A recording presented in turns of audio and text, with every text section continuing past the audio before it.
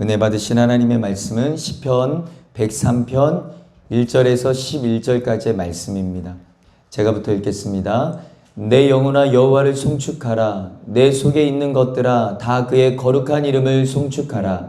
내 영혼아 여호와를 송축하며 그의 모든 은택을 잊지 말지어다. 그가 내 모든 죄악을 사하시며 내 모든 병을 고치시며 내 생명을 파멸에서 속량하시고 인자와 긍휼로 간을 씌우시며 좋은 것으로 내 소원을 만족하게 하사 내 청춘을 독수리같이 새롭게 하시는도다. 여호와께서 공의로운 일을 행하시며 억압당하는 모든 자를 위하여 심판하시도다. 그의 행위를 모세에게 그의 행사를 이스라엘 자손에게 알리셨도다. 여호와는 긍휼이 많으시고 은혜로우시며 노하기를 더디하시고 인자하심이 풍부하시도다. 자주 경책하지 아니하시며 노를 영원히 품지 아니하시리로다. 우리의 죄를 따라 우리를 처벌하지 아니하시며 우리의 죄악을 따라 우리에게 그대로 갚지는 함께 읽겠습니다. 이는 하늘이 땅에서 높음같이 그를 경외하는 자에게 그의 인자하심이 크심이로다. 아멘. 저는 오늘 이 말씀을 가지고 모든 것이 은혜입니다 라는 제목으로 2022년 추수감사 예배를 하나님 앞에 올려드리기를 원합니다. 여러분, 사람은 당연한 일에는 감사하지 않아요. 그렇죠? 가만히 생각해 보면 사실 우리는 각자의 삶의 현장에서 아주 당연하게 생각을 한다라는 겁니다. 모든 삶의 부분의 삶의 현장에서 너무나도 당연하다라는 어떤 생각 속에 우리는 살아가고 있다라는 겁니다. 그러다 보니까 문제는 우리의 인생을 불행하게 만드는 여러 가지 요소들이 있는데 그 가운데 하나가 바로 뭐냐면 우리의 삶을 당연하게 여기는 마음과 모습이다라는 겁니다. 한때 교회를 안 다녀도 한번 불러봤던 모든 많은 사람들이 불러봤던 곡이 바로 당신은 사랑받기 위해 태어난 사람입니다. 그렇죠? 옛날에 슈퍼주니어가 불렀나요? 콘서트에서. 그래가지고 하나님을 안 믿는 사람들, 모르는 사람들도 다 막 아이들까지 막 당신은 사랑받기에 태초부터 하나님이 막 이러면서 그러다 보니까는 문제는 나는 사랑받기 위해 태어났다고 나는 사랑받기 위해 태어났다라고, 그러니 당신이 나를 사랑해 주는 것이 당연한 거고 사람들이 나한테 잘해주는 것이 당연하다라고 주문을 걸어요. 당연하다, 당연하다. 나는 사랑받기 위해 태어났으니까 나를 사랑해 주는 것이 당연해. 당신이 나를 사랑해 주는 것, 당신이 나를 위해 주는 것 당연한 거야 라고 생각을 하면서 산다라는 거죠. 문제는 당연해지면 당연해질수록 더 요구되어진다라는 겁니다. 더 많은 것들이 요구되어진다라는 거예요. 우리는 어느 순간 우리의 삶의 자리에서 당연한 것이 아니라 은혜였는데 너무 당연해져 버려서 누리지 못하는 것에 대해 감사하기보다는 오히려 불평이 오고 원망이 오고 그렇게 더 가지지 못하는 것에 대해서 그냥 내 자책을 하면서 그러한 불평과 불만 속에 살아가는 우리의 모습을 발견하게 된다라는 겁니다.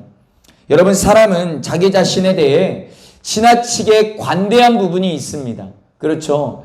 다른 사람을 바라보는 그 판단의 기준을 나에게 그 기준을 두면은 여러분 너무나도 나는 내가 자격 없다라는 것을 당연히 느낄 겁니다. 그런데 그거와 달리 다른 사람에게는 굉장히 높은 기준을 댑니다.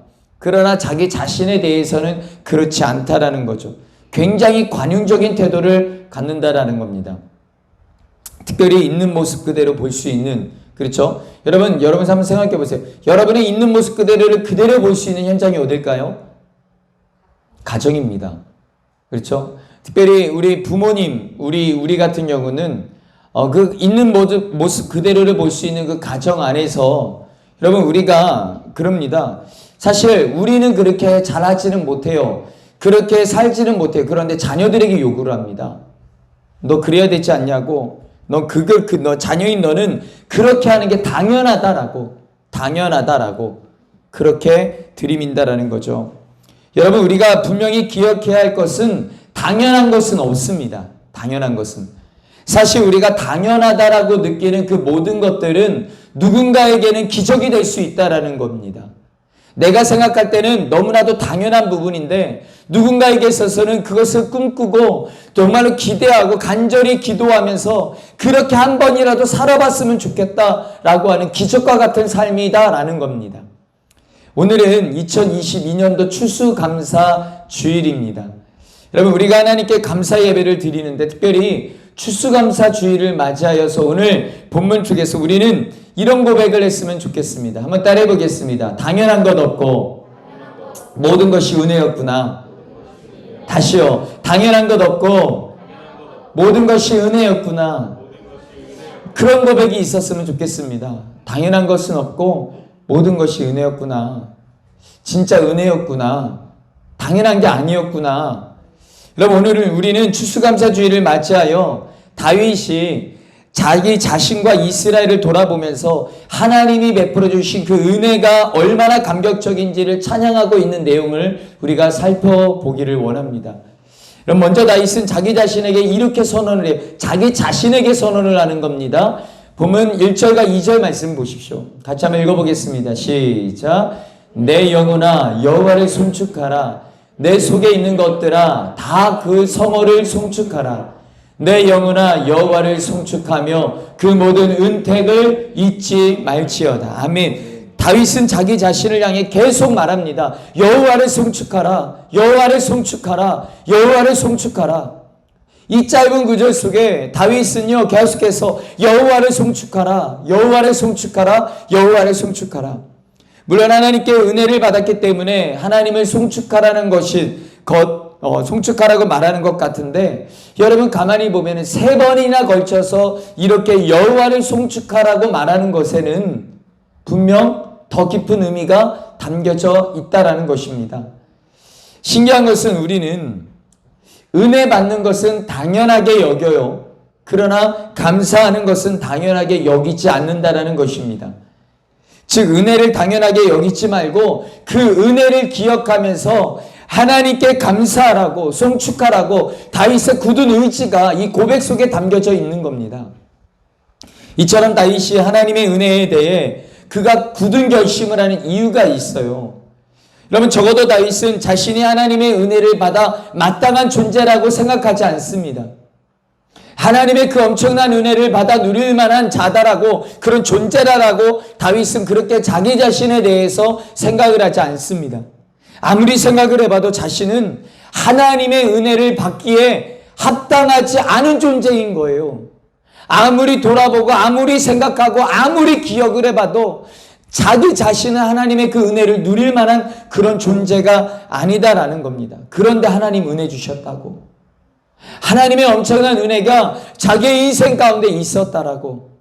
여러분 은혜는요 잘났다라고 하는 사람이 받는 게 아니더라고요. 여러분 은혜는 멀리 있지 않습니다. 가만히 생각해 보면요 내가 낮아지니까 은혜가 돼요. 그렇죠? 적어도 여러분 하나님을 아는 사람이라면 여러분 거듭 결심해야 되는 내용이 있습니다. 그것은 뭐냐면 고백해야 되는 여호와를 송축하라. 여호와를 송축하라. 여호와를 송축하라. 여러분 오늘 본문 3절에서 4절에 다윗은 그가 받은 은혜를 이렇게 설명을 하고 있습니다. 같이 한번 읽어볼까요? 시작. 저가 내 모든 죄악을 사하시며 내 모든 병을 고치시며 내 생명을 파멸해서 구속하시고 인자와 긍휼로 간을 씌우시며 저가 내 모든 죄악을 사하시며 여기서 이 내라고 하는 것은 누구를 가리키냐면 바로 다윗 자기 자신을 가리킵니다. 다윗은 하나님께 받았던 그 모든 은혜를 어떤 단어로 요약을 하냐면 인자와 긍휼, 인자와 긍휼, 인자와 긍휼로 관을 씌우셨다라고 표현을 합니다. 이런 표현인 겁니다. 하나님이 너를 사랑하시고 너를 불쌍히 여겨주셨기 때문에 지금 네가 그 은혜를 받고 있는 거라고.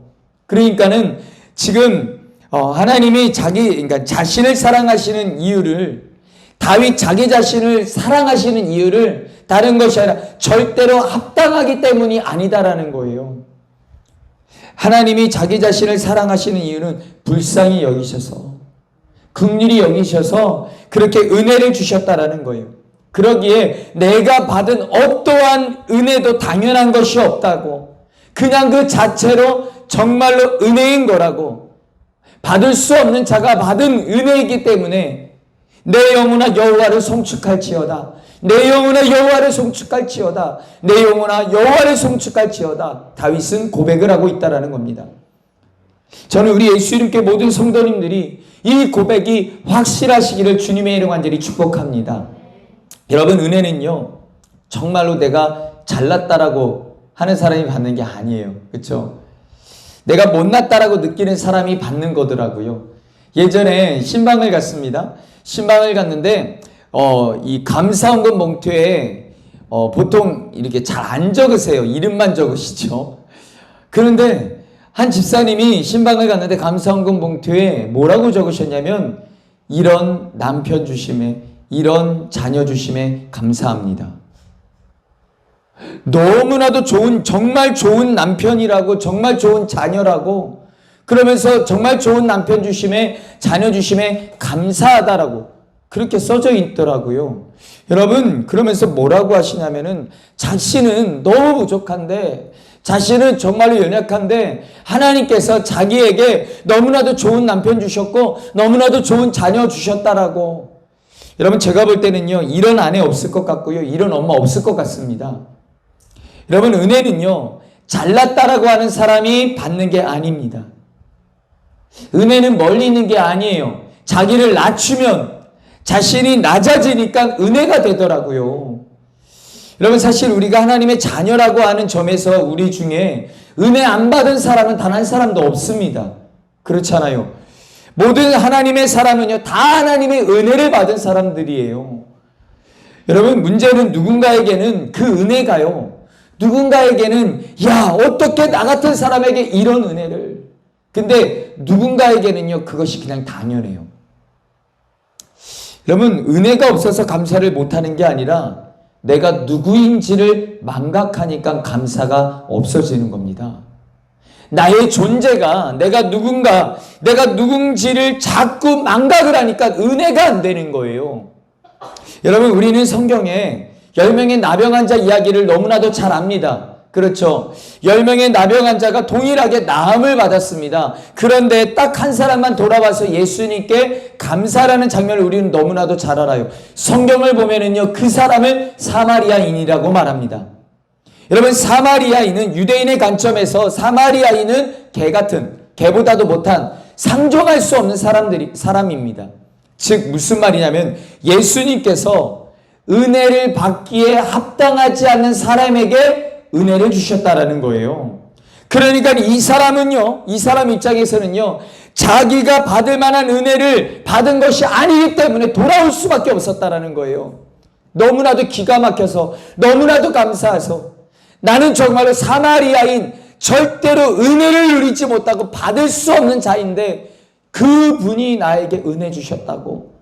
그래서 절대로 다른 것이 먼저 보이는 것이 아니라 그분이 먼저 보였기에 그 즉시 주님께로 달려올 수밖에 없었다라는 겁니다. 은혜는 다 똑같아도 감사는 똑같지 않습니다. 누가 감사할 수 있을까?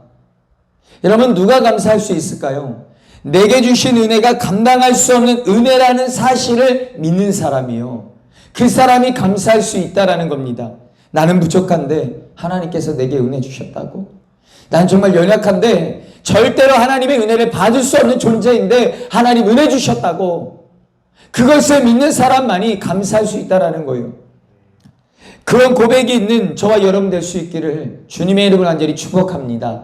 여러분, 한편 다윗은 하나님과 동행하는 여정 속에서 하나님이 주신 은혜에 대해서 이렇게 고백합니다. 오늘 5절 말씀을 한번 보십시오.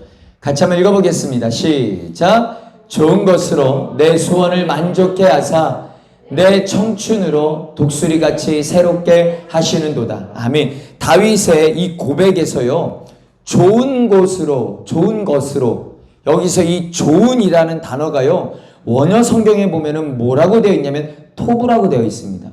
토부요. 여러분, 이 단어는요 언제 쓰여지냐면 하나님께서 태초에 천지를 창조하시고서 하나님이 보시기에 좋았더라, 이게 토부예요. 그러니까 여러분 무슨 말이냐면 본문에서 좋은 것으로 내 소원을 만족해 하셨다라고 하는 이것은요, 내 눈에 나에게 좋아 보이는 게 아니에요.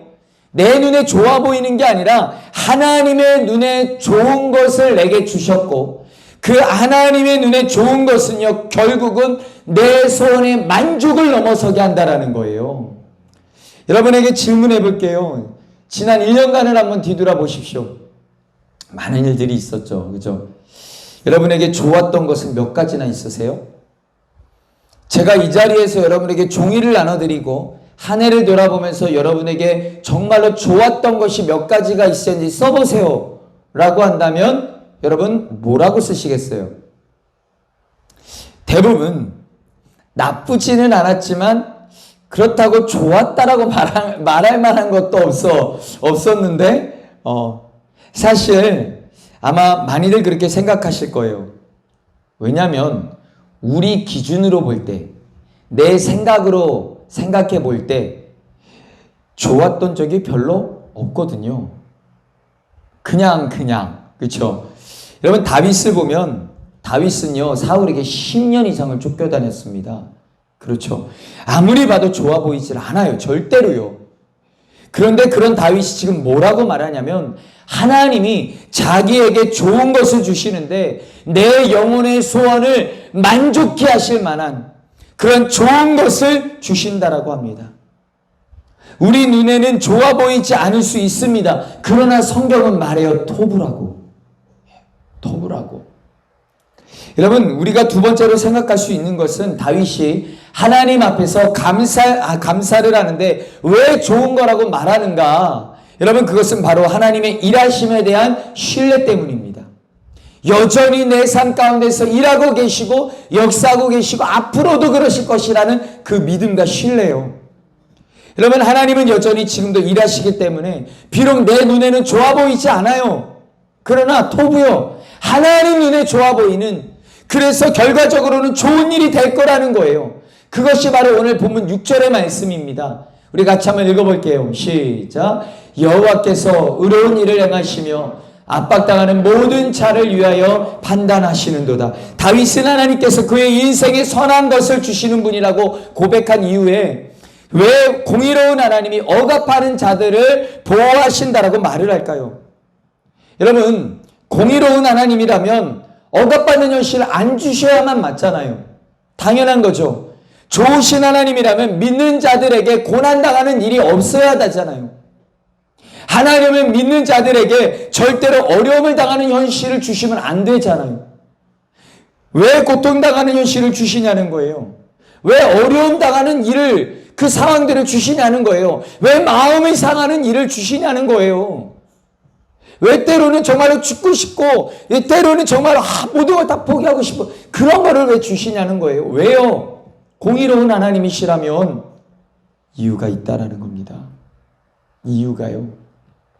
하나님은 이 상황을 긍정적인 상황으로, 하나님은 그 상황을 긍정적으로 바꿔주실 그러한 자신이 있으시니까요. 당연히요. 그리고 믿는 사람들도 그것에 대한 신뢰가 있다라는 거예요. 하나님은 내 눈에 좋아 보이는 걸 안 주실지 몰라도 결과적으로 일정 시간이 지나면요, 여러분, 하나님이 일하여 주시기 때문에 모든 것은 합력해서 선이 되게 해 주실 것이니까요. 여전히요. 하나님은 일하고 계시니까요. 그런 점에서 성도가 말하는 감사는요, 여러분, 따라하겠습니다. 감사는 믿음의 고백이다. 그런 점에서 성도가 하는 감사는요, 믿음의 고백입니다. 지금 당장 감사한 일이 벌어지기 때문에 감사하는 게 아니에요. 내가 지금 눈에 보이기에는 그건 감사할 수가 없어요. 내 눈에는 좋아 보이지 않아요. 그러나 하나님 눈에 좋아 보이심, 토부요. 그러니까는 이 상황 속에서 하나님이 일하여 주실 것이기 때문에 믿음으로 감사할 수 있다라는 것입니다. 여러분 다윗이 사울에게 10년을 쫓겨다니면서요, 다윗에게는요 2번이나 사울을 죽일 수 있는 기회가 있었어요. 그런데 성경을 보면 다윗이 뭐라고 얘기하냐면요, 사무엘상 26장 10절에 보세요. 여호와께서 살아계심을 두고 맹세하노니 여호와께서 그를 치시리니 혹은 죽을 날이 이르거나 또는 전장에 나가서 망하리라. 여러분 지금 무슨 말인가요 이것이? 하나님이 살아계시는데 이 상황을 그냥 내버려 두시겠냐라는 거예요. 다윗은요 하나님에 대한 신뢰가 있었습니다. 지금은요 다윗은 굉장히 힘들어요. 쫓겨다니는데 하루 이틀이 아니에요. 10년이 넘었어요. 죽을 것 같아요. 죽일 수 있는 기회가 2번이나 있었어요. 그냥 죽여버리면 돼요. 근데 다윗은 하나님에 대한 신뢰가 있었습니다. 믿음이 있었습니다. 절대로 하나님은 여전히 살아계시기 때문에 이 상황 그대로 내버려 두시지 않는다고. 여러분 만약 하나님이 살아계시지 않는다고 믿으신다면 지금 우리 눈에 좋게 보이지 않는 그 모든 상황 속에서 원망하세요. 우리 마음을 불편하게 만드는 것 때문에 여러분 불평하세요. 당연하죠. 해야죠. 원망하고 불평해야죠. 그런데 하나님의 살아계심을 믿으신다면 여전히 우리에게는요 여러분 소망이 있다는 것을 기억하시기 바랍니다. 상황 환경이 나로 하여금 감사할 수 없게 그렇게 만들지만 하나님이 여전히 오늘도 지금도 나와 함께 살아계셔서 함께하고 계시기 때문에 반드시 합력하여 선이 되게 하실 것을 믿으니까 지금 내 눈에는 좋아 보이지 않아요. 지금 내 눈에는요 답답해 보여요. 지금 내 눈에는요 화가 나요. 지금 내 눈은요 어떻게 할지를 모르겠어요. 답이 안 나와요. 그러나 여러분 감사할 수 있는 것은 하나님께서 여전히 살아계셔서 그 모든 상황 속에서 합력하여 선이 되게 하실 거니까요. 여러분 그런 점에서 하나님께서 우리에게 기대하시는 감사의 본질은요 여러분 상황에 대한 반응이 아닙니다. 하나님의 살아계심에 대한 믿음의 반응인 거예요. 기억하세요. 하나님이 우리에게 기대하시는 감사는요 그 모든 상황 속에서 하나님의 살아계심에 대한 믿음의 반응 이거예요. 그렇다면 지금 우리가 감사하고 있다는 것은 어떤 의미냐면 여전히 여러분들이 여러분의 삶에서 내가 감사하고 있다라고 한다라는 것은 어떤 의미냐면 하나님의 살아계심에 대한 신뢰를 하고 있다라는 겁니다. 오늘 본문의 다윗이 하나님이 좋은 것 주신다라고 할 때 여러분 이 좋은 것은요 절대로 우리 눈에 좋은 것이 아니라는 사실을 기억하십시오. 우리 눈에 좋은 걸 주고 감사라고 하면은 이 감사는 쉽습니다. 그러네요. 그러나 감사가 왜 어려운가? 왜냐하면 우리 눈에 좋아 보이지 않는 상황인데 감사를 말씀하시기 때문이에요. 우리 눈에는 전혀 아닌데 감사를 말씀하시기 때문이에요. 여러분 성경에서 말하는 감사는요 명령형입니다. 명령형이요. 여호와 하나님은 살아계신 분이시기 때문에 역전의 명수이시기 때문에 믿음의 사람은 어떤 상황이라도 감사해야 된다라고 명령형이요. 하나님의 살아계심에 대한 분명한 신뢰와 믿음 속에 모든 상황을 압력하여서 그렇게 선이 되게 하신다는 고백이 저와 여러분들 가운데 있으시기를 주님의 이름으로 간절히 축원합니다. 마지막으로 다윗은 우리가 하나님께 감사해야 되는 이유가 하나님의 성품 때문이라고 말합니다. 본문 8절부터 11절까지 말씀을 우리 천천히 한번 같이 읽어보도록 하겠습니다. 시작. 여호와는 긍휼이 많으시고 은혜로우시며 노하기를 더디하시고 인자하심이 풍부하시도다. 자주 경책하지 아니하며 노를 영원히 품지 아니하시리로다. 우리의 죄를 따라 우리를 처벌하지는 아니하시며 우리의 죄악을 따라 우리에게 그대로 갚지는 아니하셨으니 이는 하늘이 땅에서 높음같이 그를 경외하는 자에게 그의 인자심이 크심이로다. 아멘. 지금까지 다윗은 하나님께서 은혜를 베풀어 주시기 때문에 기뻐한다고, 또한 하나님께서 그 모든 상황을 선으로 바꿔주시기 때문에 기뻐한다라고, 그러면서 다윗이 오늘 본문에 유난히 강조하는 것이 있습니다. 뭐냐면 하나님은 긍휼이 풍성하신 분이라는 사실이에요. 하나님의 긍휼에서 가장 중요한 것은 이런 표현입니다. 10절 말씀에 보면은요, 우리의 죄를 따라 우리를 처벌하지 않으신다. 우리의 죄악을 따라 우리에게 그대로 갚지 않으신다. 예. 여러분, 이것이 하나님의 긍휼을 나타내는 겁니다. 우리가 이 다윗의 고백에서 마지막으로 주목하고 싶은 것은요, 우리가요 하나님의 긍휼의 대상이기 때문에 감사해야 된다는 거예요. 분명한 것은 하나님께서 우리를 불쌍히 여겨주시지 않았다면 사실 우리는요 여러분 이 자리에 존재할 수도 없는 존재들입니다. 다윗이 표현하고 있는 그 표현 그대로라면 우리는요 은혜에 합당한 자들이 아니라 심판에 합당한 자들이에요. 여러분, 그런 우리가 하나님 앞에 은혜를 못 받는다고 하나님께서 나에게 은혜 안 주셨다라고 불평할 수 있겠습니까? 여러분, 눈에 보이는 뭔가가 내 손에 주어지지 않았다고 여러분 하나님이 나에게 은혜 안 주셨다라고 말할 수 있냐라는 거예요.